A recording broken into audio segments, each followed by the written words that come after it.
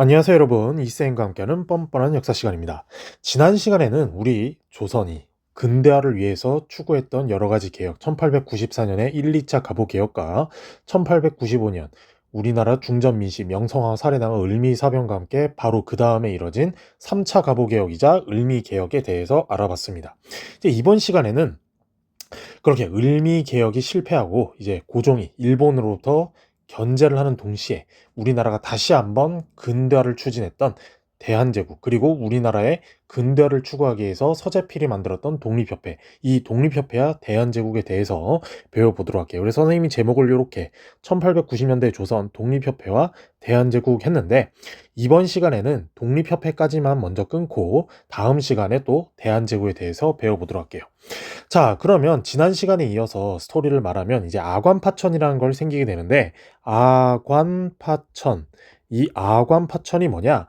당시에는 러시아를 아라사라고 불렸어요. 그래서 러시아 공사관, 즉 아라사 공사관으로 파천, 왕이 이제 임시로 그 거처를 옮겼다라는 내용인데, 자, 아간파천의 내용을 보면 을미사변 이후 항일 의병 운동으로 인한 사회 혼란이 일어나고 러시아의 세력 확대의 시도가 되는 이런 일련의 상황에서 고종이 일본의 위협을 피해 러시아 공사관으로 피신했는데, 자, 옆에 선생님이 지도를 넣어놨죠.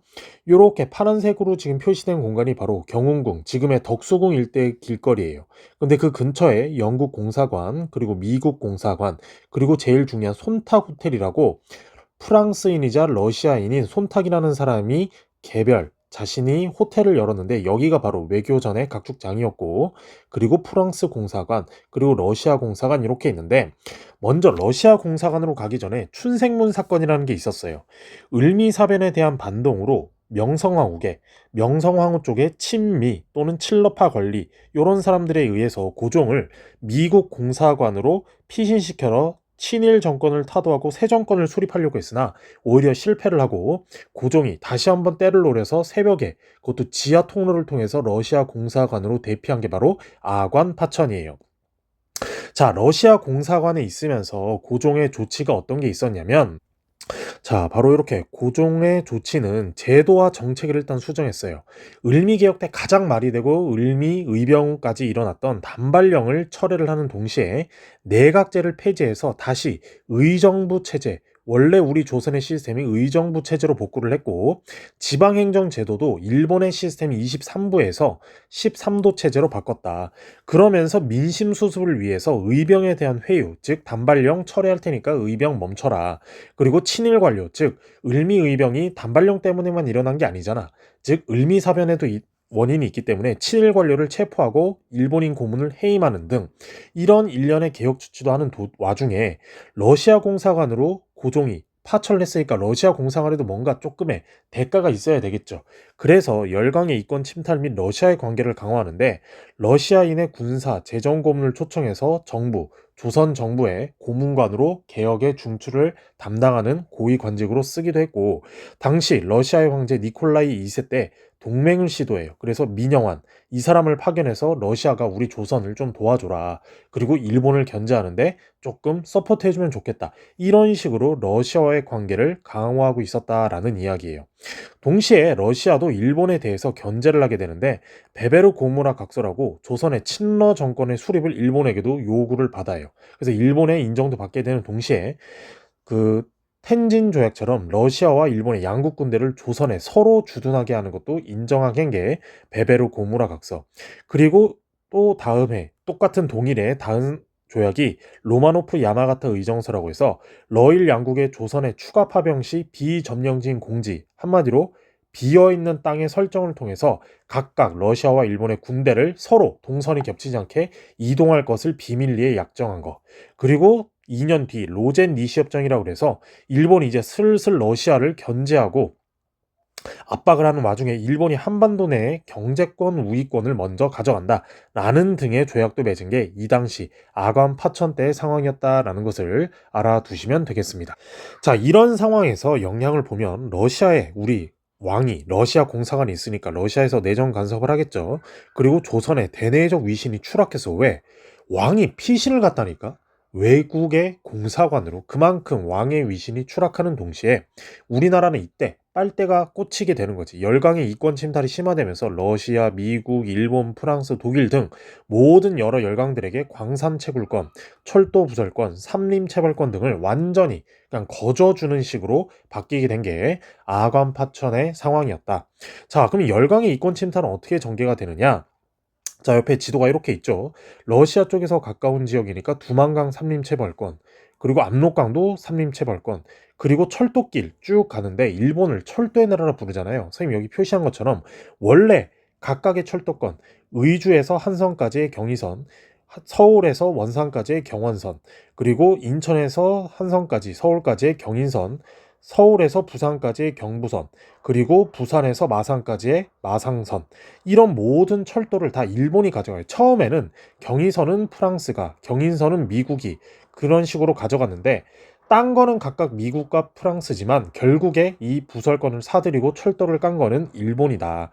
왜? 일본은 이미 이때부터도 한반도 우리 조선을 먹을 생각을 하고 있었기 때문에. 그런데 열강의 이권 침탈이 엄청나게 심했고 이런 이권을 다시 되찾아오기 위한 노력도 많았다라는 거예요. 그래서 러시아 같은 경우는 방금 지도에 있는 것처럼 함경도와 경원의 종성의 광산 채굴권, 압록강 및 울릉도의 삼림 체벌권, 그리고 제일 중요한 용안포 조차 사건 때문에 나중에 1905년에 러일 전쟁이 일어나게 되는데, 용안포 어디냐면 바로 이 의주 근처예요.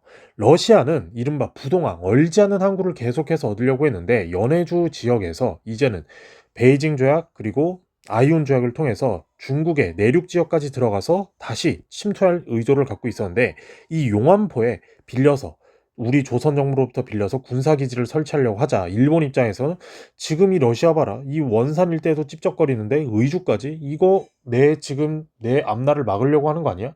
이거 미리 제껴야 되겠다라고 해서 러시아를 견제하기 위해 영국과 미국의 지원을 받아서 결국 1905년 러일 전쟁이 발생하게 되었다라는 사실을 알아두시면 되겠습니다. 자, 미국도 우리나라에 많은 이권을 가져가게 되는데 전차 부설권, 광무개혁, 대한제국의 광무개혁 할 때도 말하겠지만 평안도 운산의 금광채굴권인데 노다지, 우리 좋은 걸 노다지라 그러잖아. 원래 이 명칭은 노터치야. 금이 떨어져 있으니까 우리나라 한국인 노동자들이 금을 가져가려고 하니까 노터치라고 한 건데 우리나라 사람들은 영어를 잘 모르죠. 그래서 노터치, 노터치, 노다지 이렇게 됐다는 것이고, 일본은 철도권을 다 사들여서 철도의 나라답게 우리나라의 모든 철도길을 다 깔게 만들어 놨다. 그리고 기타로 영국과 프랑스 등도 우리나라의 많은 이권을 가져가려고 했는데 이런 이권 수호 노력을 했던 단체가 바로 어디냐? 오늘 우리가 배울 바로 독립협회예요. 독립협회에서 이권 수호 운동을 벌이는데 얘네들의 한계점을 미리 말해주면 러시아에게만 엄격하고 미국, 일본, 영국에게는 관대하다는 약점이 있었다라는 것을 알아두면 되겠습니다. 자, 이제 오늘의 본 주제인 독립협회의 결성을 봐야 되겠는데요. 이 독립협회의 결성은 어떻게 되느냐? 자, 다시 써볼게요. 독립협회의 결성, 바로 독립협회. 자, 이 독립협회 결성은 조직은 서재필 이름이 낯설지 않죠. 바로 갑신정변에 김옥균, 박용우, 서강범, 서재필 이 4명이 주도했다가 서재필은 김옥균, 박용우와 같이 일본에 갔다가 미국으로 건너가서 프린스턴 대학의 의학 박사의 직위까지 얻으면서 필립 제이슨이라는 이름으로 미국인 부자 유부녀와 다시 한번 결혼을 해서 미국인이 됩니다. 이 서재필이 미국에서 귀국해 사교단체로 시작을 했어요. 우리나라 어떻게 한번 꾸며볼까? 이러면서 점차 정부 고위관리직 그리고 계엄파 지식인들이 참여하면서 이른바 새로운 정치단체로 발전하게 되었다라는 건데, 자, 그러면서 이 독립협회가 발전하게 되었던 이유는 바로 독립문이에요. 자, 독립문 건립을 주도하면서 건립을 위한 모금, 국민모금, 그리고 운동전개를 하면서 전국적인 단체로 성장하게 되는데, 이 독립문 건립도 원래는 영은문이라 그래서 청나라 사신을 맞이하는 문이 있었어요. 그런데 이제 우리는 청나라부터 벗어나고 자주 독립국을 할 거니까 저 영은문을 일부러 영은문 자리에 있던 문을 헐어버리고 독립문을 세우는데, 이 독립문, 프랑스의 개선문을 디자인한 그 디자이너에게 도움을 받아서 만든 문이에요. 그래서 독립문, 독립관을 건립하게 된다라는 것까지 알아두시면 되는데, 자, 여러분 옆에서 연표를 이렇게 갖다 놨죠. 헷갈리면 안 됩니다. 독립신문을 만들면서 이제 독립협회가 창립하게 되었고, 그러는 사이 독립협회가 계속해서 고종한테 황궁하라고 요구를 해요. 아니, 왕이면 왕답게 가오를 지켜야지. 그 러시아 공사관에 빤스런한 게 말이 되느냐. 계속 러시아 공산에 죽칠 생각하지 말고 돌아와서 왕답게 자주국권, 자주독립국가를 만들어 주세요 라고 하자 고종도 결국에는 황궁을 하게 됐고요.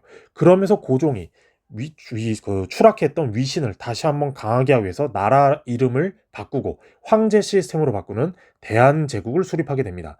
그러면서 이 대한제국과 독립협회는 갈등이 일어나게 되는데, 대한제국 할 때 더 자세히 말하겠지만, 처음에 독립협회와 대한제국은 같은 목표를 가지고 움직였지만 점차 정치 스타일이 다르게 돼요. 독립협회는 입헌군주국 또는 공화국 체제를 추구한 반면, 대한제국은 전제황권, 여전히 왕이 다스리는 이런 시스템을 추구하다 보니까 갈등이 생기고, 결국에 고종이 대한제국을 지키기 위해서 독립협회를 해산시키는 요 일련의 과정으로 되는데, 원래는 독립협회 이야기를 하면서 대한제국 이야기를 해야 되지만 여러분이 공부하는 데 있어서 헷갈릴 수 있기 때문에 선생님은 먼저 독립협회부터 다 설명을 하고, 그 이후에 아까 서두 오프닝에서 말했던 것처럼 대한제국에 대한 내용을 설명하도록 할게요. 자, 그러면 이제 독립협회 활동을 봐야 되는데, 자, 독립협회 활동은 한마디로 어떻게 말할 수 있느냐? 국민의 민권 의식, 즉 우리 의식이 있다고 하죠. 의식 있는 신념, 민권 의식과 국민의 민권 의식과 독립 의식 고치. 독립 의식 고치. 선생님, 우리 독립을 이때부터 했나요? 즉 우리가 어느 나라의 식민지가 된 건 아니지만 그래도 일본, 러시아, 미국, 독일 이런 나라들이 계속 찝적대니까 그런 나라들에게 의지하지 말고 우리 스스로 뭔가 헤쳐 나가자라는 개념으로 독립의식이라 부른다라는 개념이에요.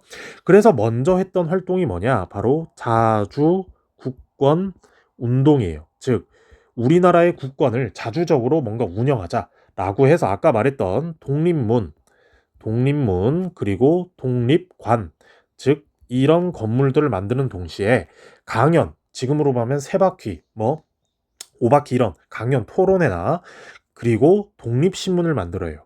독립신문을 만드는데 여러분 헷갈리면 안 됩니다. 독립신문을 만들었다고 해서 독립협회의 대표적인 기관지가 아니에요.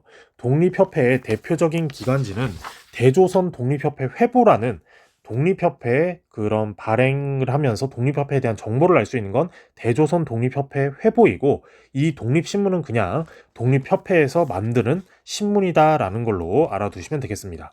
그리고 자주국권이기 때문에 고종의 황궁을 끊임없이 요구했고 열강의 내정 간섭과 이권 침탈에 대항하는 거예요. 즉 우리나라 스스로 우리가 알아서 하겠다. 그러니 너희 나라, 즉 외국 너희들 자꾸 우리나라한테 찝적대지 마 라고 요구했던 게 자주국권 운동.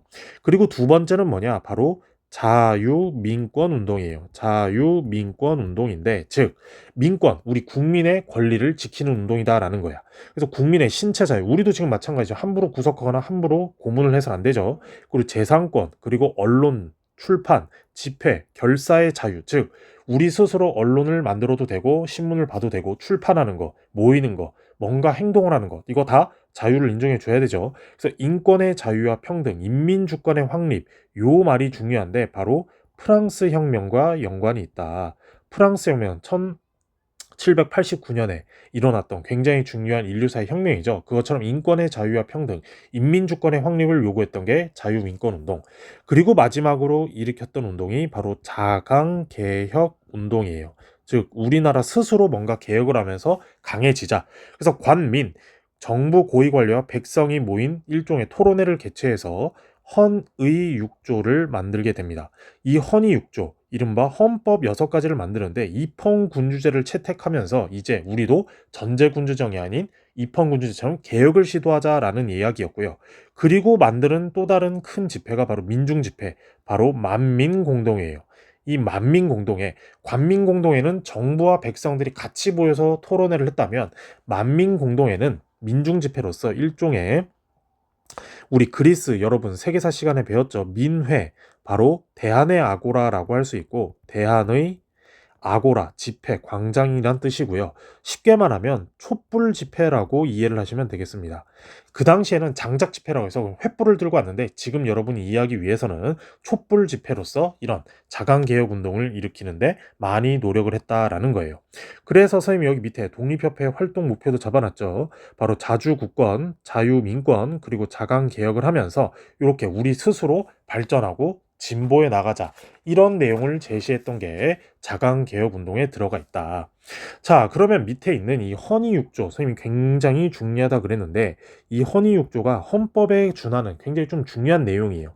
이 내용은 무엇이 있느냐? 바로 두 가지야. 두 가지가 핵심 내용인데 바로 황제의 권한을 제한하는 거예요.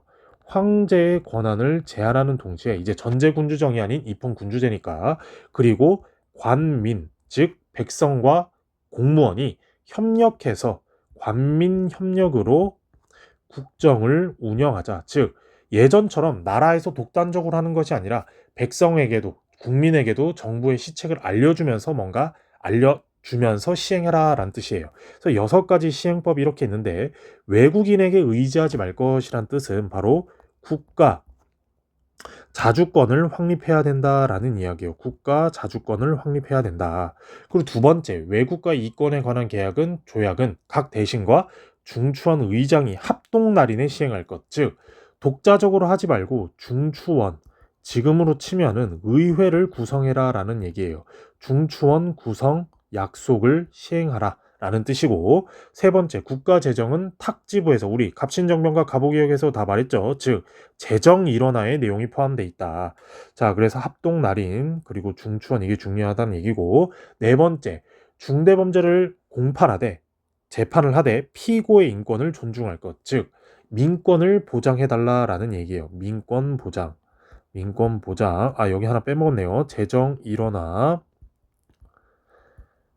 자, 그리고 다섯 번째, 책임관, 임명관이에요. 정부의 그 뜻을 물어서 다수의 의견에 따를 것. 즉 인사행정에 인사권 공정, 다시 써볼게요. 인사권을 공정하게 해라, 공정화라는 뜻이고, 정해진 규칙을 실천할 것, 즉 법을 정했으면 그에 맞게 따라라 라는 뜻이에요.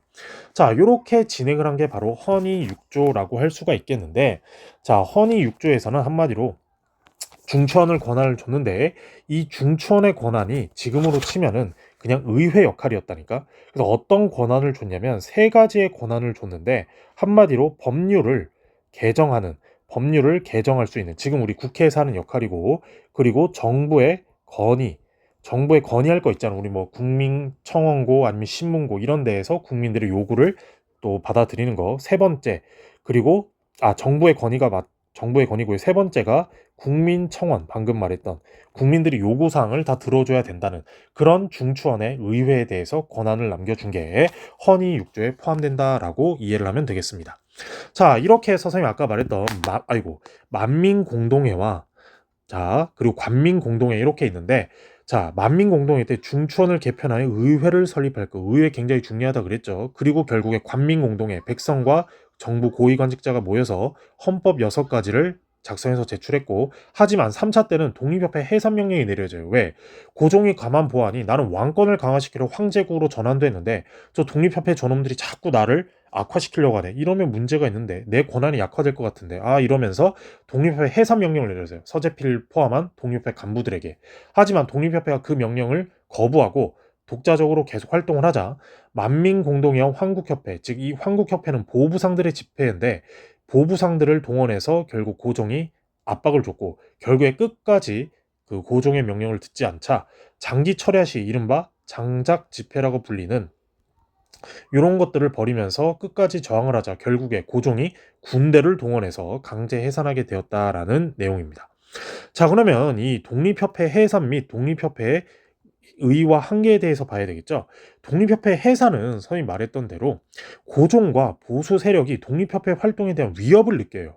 고종과 보수 세력은 왕권을 강화시키는 전제왕권 시스템을 구축하는 건데, 독립협회는 입헌군주제, 왕은 심볼, 아이콘으로 있고 내각이 국회에서 뭔가 국정을 처리하는 건데 계속 상출되자 이제는 보부상을 중심으로 된 아까 말했던 황국협회를 시켜서 고종이 계속해서 압박을 해요. 만민공동회나 만민공동이 열렸을 때 보부상들의 협회 황국협회를 보내서 두드려 패고 때려 붓게 하는데, 이런데도 해산을 안 하자 결국 정부가 군대를 동원해서 강제 해산을 만들게 되는 이런 일까지 만들게 되게 되는데, 자, 그러면서 독립협회 해산 후에 고종의 정책을 알아봐야 되겠죠?